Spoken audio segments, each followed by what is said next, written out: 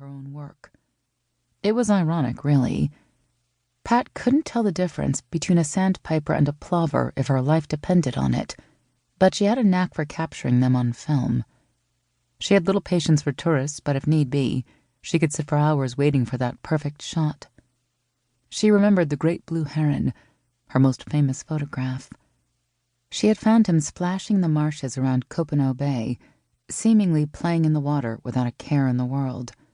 Upon further inspection, she discovered that what the bird was actually toying with was a snake. Pat wasn't sure which one was hoping the other would be dinner, but she got a perfect shot as the heron, with feathers ruffled and eyes wide, bent low to the water just as the snake jumped vertically out and over the heron's head. The expression on the bird's face was priceless, and she had made a small fortune on the reproduction of that photo alone. But that was 5 years ago, she reflected, as she waited for the ferry. Nothing had really changed, except she could pay her bills without worrying now. She still lived in the same old beach house. It was pale blue, battered, and in need of a fresh coat of paint. But what it lacked in beauty, it made up for in the view. She still drank the guys under the table at the Brown Pelican. She got up before dawn in search of the perfect shot and still lived her life alone. She had thought that at 36, she might have found someone to share her life with by now, but she hadn't met anyone she could stand being around long enough to develop a relationship. Patience to wait for that perfect shot, she had plenty. Patience with people, women particularly, she had none. Chapter 2. She stood at the edge of the grass and watched the sun rise out of the water, flooding the sky with brilliant pinks and reds.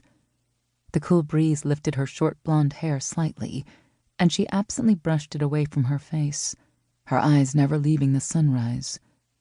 2 pelicans flew into her sight, crossing the sun, the colors bouncing off their white feathers, and she watched them for a second, then slid her eyes back to the pinks and reds.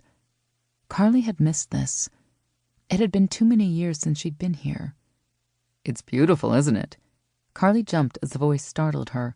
"I'm sorry, Dr. Cambridge. I didn't mean to sneak up on you."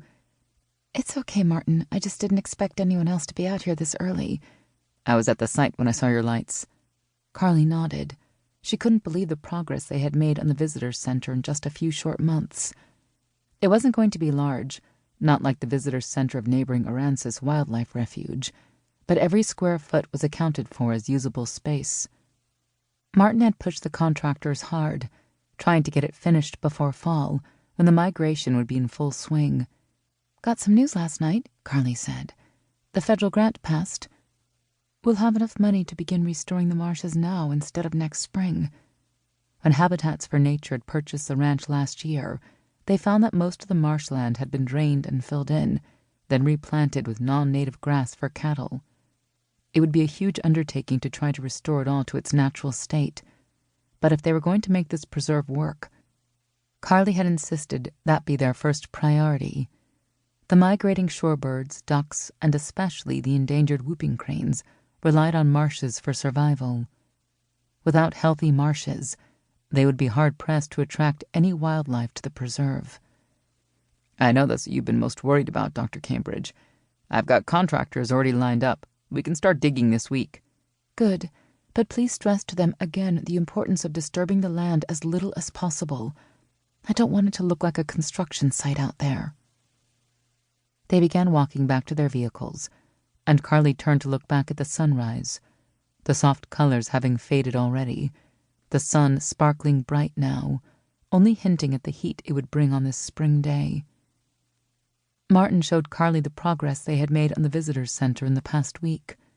She had been in Washington, lobbying for their grant and kissing up to politicians, something she absolutely detested. One reason she had quit her job with the state was to get away from the politics of it all. When she started with the Parks and Wildlife Department, she had naive aspirations, thinking she could come in and change it all, clean up the rivers, preserve land for native species. But she quickly found that all things revolved around politics and money. That was why she had jumped at the chance to work for Habitats for Nature, a nonprofit organization whose only goal was preservation. It afforded her